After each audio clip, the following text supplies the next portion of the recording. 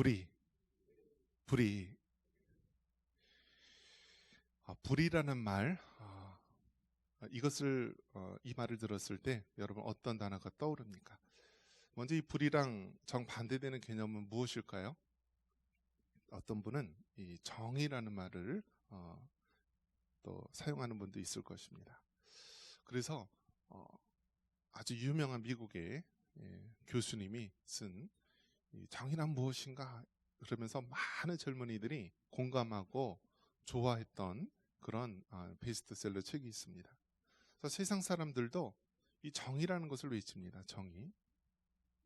그런데 여러분, 세상 사람들이 말하는 이 정의하고요, 성경이 말하고 있는 정의는 다른 것입니다. 세상 사람들이 말하는 정의는요, 그들의 법과 또 그들의 살아왔던 전통, 규율 안에서, 즉 인간 세계 안에서 사람이 정해놓은 그 테두리 안에서, 기준 안에서의 정의입니다. 그러나 하나님 말하시는 정의는요, 인간 세계에서 만들어 놓은 그 기준을 넘어서는 생명에 관한 것입니다. 생명. 그래서 우리는 그 정의를 다른 말로 한다면 공의라는 말로 할 수가 있습니다. 그래서 세상 사람들은 정의를 위해서 젊음을 바치고, 어떤 사람은 정의를 위해서 데모하고, 심지어는 자기 몸에 석유를 뿌리고 분신 자살을 하는 경우도 있고요. 막 민주화 투쟁이다, 무슨 투쟁이다 하면서 정의를 외치며 살아가는데요. 그것은 결국 인간이 만들어 놓은 기준 속에서 말하는 정의이고요. 하나님 말씀하시는 정의는요, 생명에 관한 것이고요. 생명을 살리는 정의.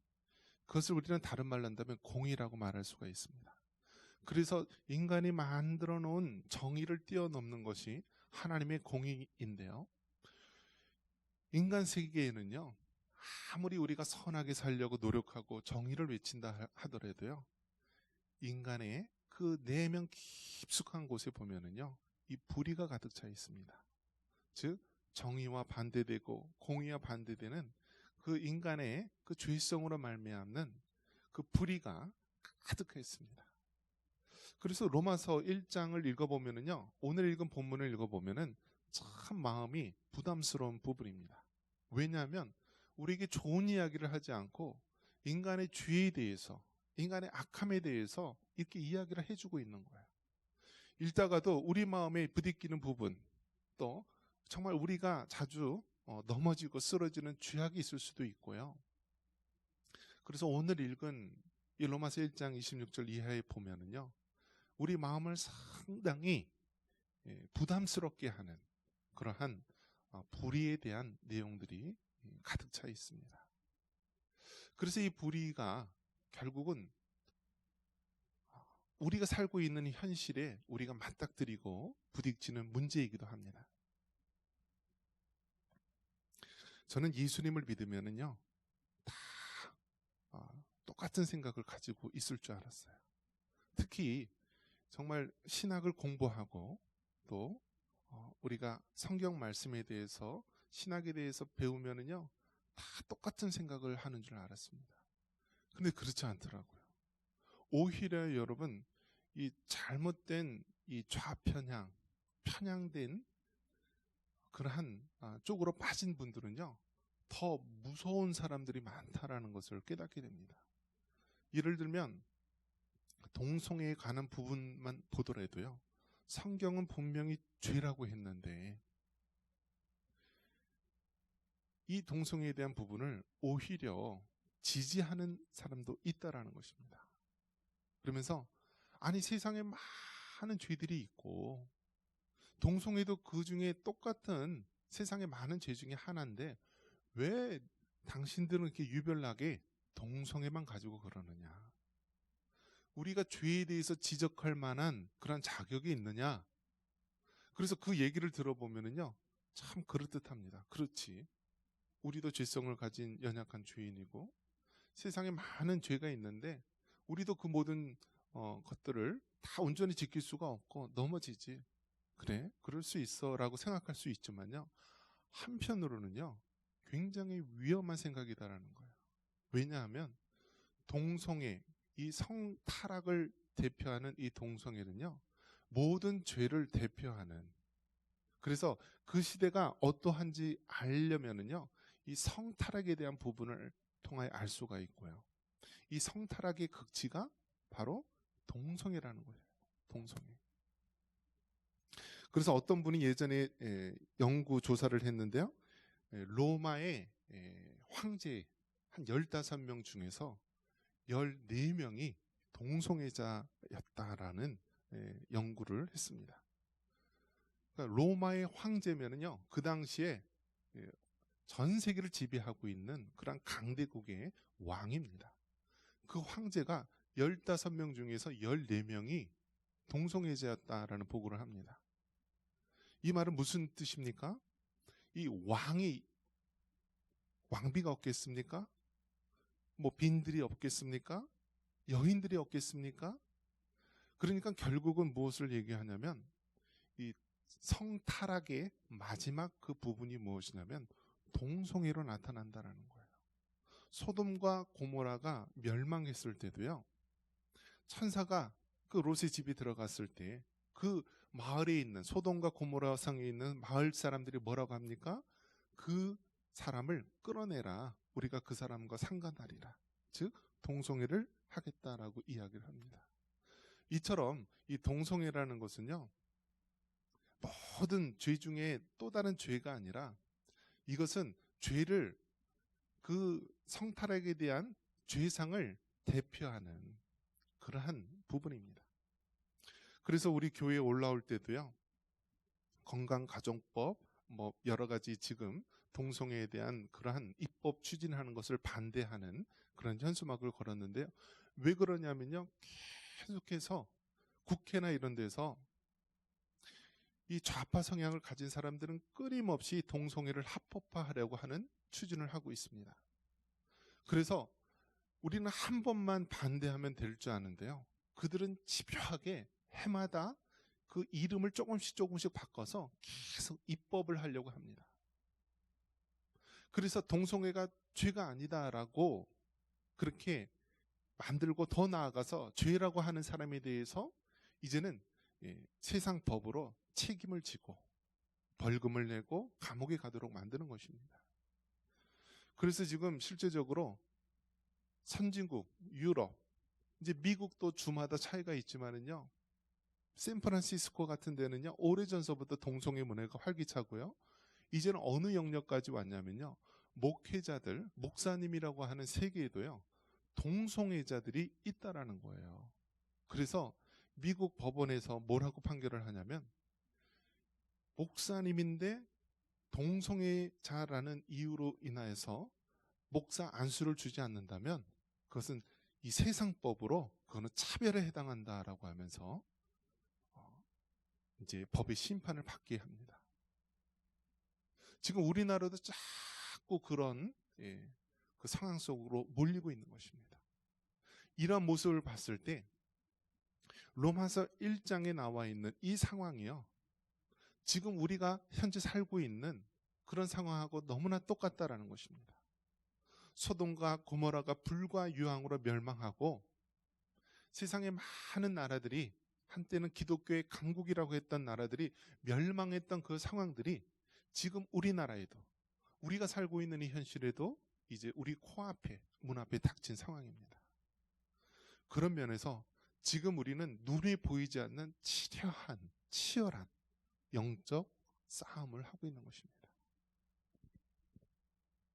자, 오늘 본문 한번 볼게요. 자, 우리 26절 한번 같이 한번 읽어보겠습니다. 26절입니다. 자, 26절. 이 때문에 하나님께서 그들을 부끄러운 욕심에 내버려 두셨으니 곧 그들이 여자들도 순리대로 쓸 것을 바꾸어 영리로 쓰며. 자, 여기서 보면 남자들이 이제는 뭐 다른 여자랑 바람을 피고 음란한 행위를 하고 뭐 사창가나 어떤 그 매음 행위를 하는 것, 이것을 떠나서 이제는 27절에 뭐라고 얘기합니까? 자, 27절 한번 읽어보겠습니다. 그와 같이 남자들도 순리대로 여자 쓰기를 버리고 서로 향하여 음욕이 부릴 듯함이 남자가 남자와 더불어 부끄러운 일을 행하여 그들의 그릇 때문에 상당한 보응을 그들 자신이 받았느니라. 아멘. 이제는 그 더 나아가서 이제 남자가 자기 아내 외에 다른 그런 여인들과 행음하는 것을 떠나서 이제는 남자가 남자로 더불어서 부끄러운 일을 행한다라는 거예요. 그래서 요즘 청소년들이요, 가출을 하면은 그들이 돈을 마련하기 위해서 이러한 앱을 이렇게 활용한다라고 합니다. 그러면 그 남자애들이요, 청소년 남자애들이 가출을 해가지고 이러한 것에 동성애의 그러한 것에 쉽게 돈이 필요해서 이렇게 팔려가거나 그러한 잘못된 길로 들어가는 경우가 많이 발생한다라는 거예요. 남자가 남자로 더불어 이러한 부끄러운 일을 행한다. 이것이 바로 동성애의 아주 치부를 얘기하는 건데요. 어떤 분은 또 이렇게 이야기를 해요. 아니, 남자가 남자를 좋아하는 거 얼마나 괜찮은 얘기냐. 예전에도 우정이 있었고 다윗과 요단안에 봐도 우정이 있었고 뭐 얼마나 어떤 것이 좋은 것 아니냐, 이런 식으로 보는데요, 잘못된 것입니다. 여기서 나오는 남자가 남자와 더불어 부끄러운 일을 행한다라는 것은요, 우리가 정말 예배 때 입에 담기도 부끄러운 이야기지만 다른 이야기로 한다면요, 학문 선교를 한다는 거예요. 학문 선교. 그래서 동성애라는 것이 그냥 가벼운 그러한 우정을 얘기하는 것이 아니라 그 마지막 갈 때까지 간 인간의 남잡한 그러한 모습을 이야기하는 것입니다. 그래서 아프리카에서도 에이즈 수치가 계속해서 줄어들고 있는데요, 우리나라에서는요, 계속해서 이 에이즈 환자가 늘어나고 있다는 것, 이것이 동성애와 관련이 있는데 철저하게 이것을 지금 입막고 있는 현실입니다. 1970년대에는 미국 정신의학회에서요, 그 정신질환의 종류를 쭉 썼습니다. 그 중에 동성애가 정신적 질환이라고 그 당시에는 죄라고 분명히 얘기를 했어요. 정신병이다라고 얘기를 했어요. 근데 그들이 계속 주장을 해서 이제는 동성애가 죄가 아니다라고 했고요, 이제는 더 나아가서 동성애가 죄라고 하는 것에 대해서 책임을 묻고 벌금이나 감옥에 가도록 만든 것입니다. 그리고 가장 거룩한 하나님의 직분을 맡은 자라고 하는 성직자라고 하는 그 목사님들 세계에서도요, 동성애자라고 해서 목사 한 수를 안 주게 되면 법의 심판을 받는 그러한 시대가 되었다는 것입니다. 그래서 우리가 살고 있는 이 시대는요, 진리 전쟁입니다. 얼마나 치열한 전쟁이 있는지 몰라요. 총신대학교 그 신학교 교수님이요, 동성애가 죄라고 하는 것을 이제 수업 시간에 강의를 했어요. 그리고 이 동성애에 대해서 그게 왜 죄가 되는지 구체적으로 설명하면서 방금 제가 이야기했듯이 학문 선교라든지 어떤 그런 부분을 구체적으로 얘기를 했어요. 그랬더니 그 수업에 앉은 학생이 성적인 수치심을 가졌다라고 해서 그것을 세상법정에 신고를 하게 됩니다. 그래서 결국 그 교수님이요, 정년을 몇 년 남기고 전에 불명예 쫓겨나는 신세가 되었고요, 법적으로 다시 회복을 하긴 했지만은 이미 정년 나이가 다 지나서 겨우 회복이 되는 그런 신세가 되었습니다. 얼마나 여러분 이 지금 살고 있는 이때에 우리나라 장자교단이라고 하는 이 총신대학교에서도 동성애가 죄고 그것이 잘못된 것이라고 주장하는 교수가 그 자리에서 학교에서 쫓겨나게 되는 안타까운 시대를 우리가 살고 있는 것입니다. 지금 우리는 치열한 진리 전쟁을 하고 있습니다. 요한복음 8장 32절에 진리를 알지니 진리가 너희를 자유케 하리라 라고 말합니다. 한번 따라해 볼까요? 진리를 알지니 진리가 너희를 자유케 하리라. 할렐루야. 여러분, 이 진리를 알지니 진리가 너희를 자유케 하리라, 이 말씀 연세대학교 이 교훈이기도 한데요. 성경에서는요, 진리를 알면은 그 진리가 우리를 자유케 한다라는 거예요. 그래서 이 진리라는 것은요, 무엇이냐면 예수님의 생명으로 말미암은 진리를 말하는 것입니다. 그런데 세상에서는요, 자꾸 거짓으로 하나님의 진리를 속이고 자꾸 회방하려고 자꾸 도전에 들어오고 있습니다. 그래서 여러분, 정말 우리 부모님 세대도 그렇지만요, 우리 자녀 세대에는요, 얼마나 더 치열한 이 영적인 전쟁에 놓여 있는지 모릅니다. 바로 학교에 가면은요, 이제는 동성애가 죄가 아니다라고 하는 것을 의무적으로 교육을 가르치도록 그렇게 자꾸 환경이 바뀌어가고 있습니다.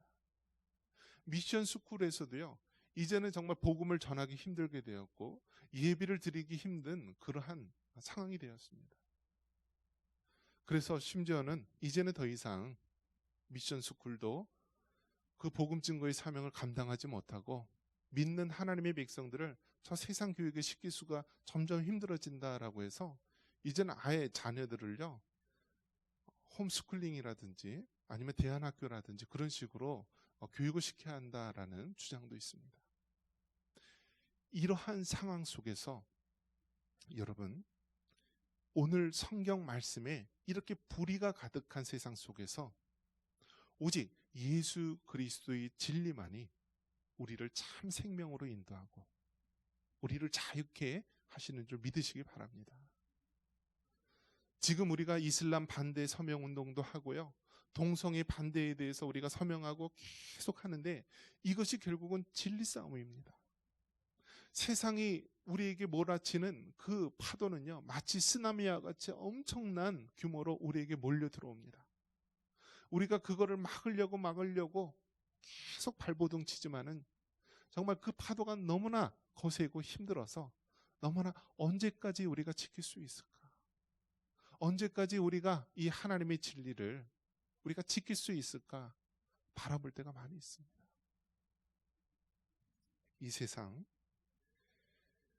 불의가 가득한 이 세상 속에서 하나님께서는 그래도 우리 끝까지 하나님의 진리를 붙잡고 세상이 다 뭐라고 할지라도 오직 나와 내 집은 이 말씀을 붙잡고 끝까지 살아가리라는 믿음으로 살아가는 시대가 된 것입니다.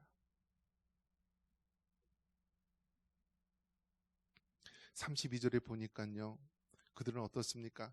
자기가 죄를 범한 뿐만 아니라 이런 일을 행하는 자들도 옳다 한다고 말합니다. 우리 32절 같이 한번 읽어볼까요? 32절입니다. 그들이 이 같은 일을 행하는 자는 사형에 해당한다고 하나님께서 정하심을 알고도 자기들만 행할 뿐 아니라 또한 이런 일을 행하는 자들을 옳다 하느니라. 과거에는 이런 것이 죄다라고 했던 것을요, 이제는 자기들만 범할 뿐 아니라요, 아예 이제는 법으로 만들어서 이것을 우리 어린 자녀들에게 어렸을 때부터 교육을 시킨다라는 거예요. 세상에 남성과 여성만 있는 것이 아니라 수십 가지의 성이 있는데 너희 성이 무엇인지 한번 생각해봐라 라고 아이들에게 가르칩니다. 하나님께서는 분명히 남성을 만들고 여성을 만들었습니다. 그래서 우리는 이 남성과 여성을 양성평등이라고 이야기합니다. 그런데 세상은 교묘하게 말을 바꿔서요, 양성평등에서 양자를 빼고요, 그냥 성평등이라는 말로 씁니다. 그러면서 이 성평등이란 말에 남성과 여성만 있는 것이 아니라 남성 같은 여성, 여성 같은 남성, 수십 가지 성이 있다라고 이야기합니다. 우리나라의 하리수가요, 남자인데요, 그 사람은 성전환 수술을 해가지고 최초로 여성이 된 사람입니다. 성전환. 하리수 때만 하더라도요, 그 당시에는 성전환 수술을 해서 외과적인 수술로 해서 여자처럼 생기게 한 다음에 주민등록번호를 뒷번호가 1에서 2로 바꿀 수 있도록 해줬습니다. 그런데 지금 이제는요, 외과적인 수술도 할 필요 없이, 성전환 수술도 할 필요 없이, 이제는 내가 마음속에 여자라고 생각하면 그 남자도 여자로 취급을 해줄 수 있도록 그렇게 법을 계속해서 만들고 있습니다. 마치 32절에 나와 있는 것처럼 자기들만 행할 뿐 아니라 이제는 그러한 일을 행하는 자들을 옳다 하느니라. 이제는 막 그러한 일들을 막 널리 보급을 하는 것입니다. 왜 아버지라고 부르느냐? 왜 어머니라고 부르느냐? 이것은 너무나 한쪽이 편향된 언어다. 그러면서 father, mother 쓰지 않고요. 그냥 parents, 부모님이라고 불러라. 그래서 여러분 캐나다라든지 외국 그런 북유럽이라든지 이런 데 가면은요. 가족관계 뭐 이런 거 쓰는 아니요. 이제는 뭐 mother, father 그런 것도 아니고 parents고요. 이제 뭐 male, female, 남자, 여자 그런 것도 아니고요. 제3의 성을 쓸 수 있도록 그렇게 자꾸 바뀌어가고 있습니다. 이러한 가운데 여러분, 우리는 이 세상과 진리 전쟁을 하고요. 죄에 대해서 우리가 거부하고 물리쳐야 됩니다. 이젠 학교에서 세상에서 정말 올바른 것을 가르칠 수가 없습니다. 거짓을 가르치고요. 비진리를 가르칩니다. 그렇기 때문에 우리의 자녀들을 하나님의 진리로 가르쳐야 되는 것입니다. 우리 믿음의 가정에서 부모님이 자녀에게 세상에 뭐라고 하든지 이것은 하나님의 진리의 말씀이고 우리는 이대로 믿고 살아야 된다라고 어려서부터 가르쳐야 됩니다. 우리 교회 주일학교에서도 그 아이들에게 세상에 많은 성이 있다라고 하는데 성경은 분명히 하나님께서 남자를 만들고 여자를 만들었다. 그래서 성경의 진리를 우리는 가르쳐 줘야 됩니다.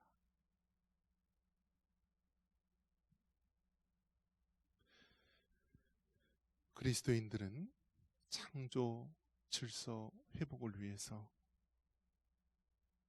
우리는 헌신하며 나아가야 됩니다. 창조 질서를 회복하는 것은 무엇이냐? 성경 말씀 그대로 믿고요. 그대로 실천해 나가는 것입니다. 생명과학에서 이제는 돼지를 유전자를 변형시켜서요. 돼지의 심장을 이제 사람의 심장으로 교체하는 시대가 되었고 이제는 몸뚱아리는 돼지인데 얼굴이 사람인 아주 희귀한 괴물이 나올 수도 있는 그런 시대가 되었습니다. 그럴 때 우리는 성경 말씀대로 창조 질서대로 지키며 살아가야 됩니다. 우리가 넘지 말아야 될 선에 대해서는 우리가 넘지 말고요. 이거는 창조 질서를 깨는 거기 때문에 더 이상 해서는 안 된다. 라고 과학기술과 생명과학을 하는 사람들은 이것을 지켜야 됩니다. 정치나 우리가 입법자들 이런 사람들도요. 이 세상이 정말 올바른 사회가 되기 위해서 우리가 이 창조 질서를 깨는 것을 하지 말아야 된다라는 그러한 굳은 각오를 가지고 하나님의 창조 질서 속에서 이 사회를 모든 입법들을 만들고 갖고 나가야 됩니다. 이것이 지금 우리가 마지막 때를 살아가는 우리 그리스도인들의 사명인 것입니다. 끝까지 유동치 마시고 온통 세상이 불의가 가득한 이 세상이지만 우리는 하나님의 진리의 말씀을 붙잡고 끝까지 생명을 살리는 이 일에 우리가 하나가 되어 나아갈 수 있는 우리 모두가 되기를 주님의 이름으로 축원합니다.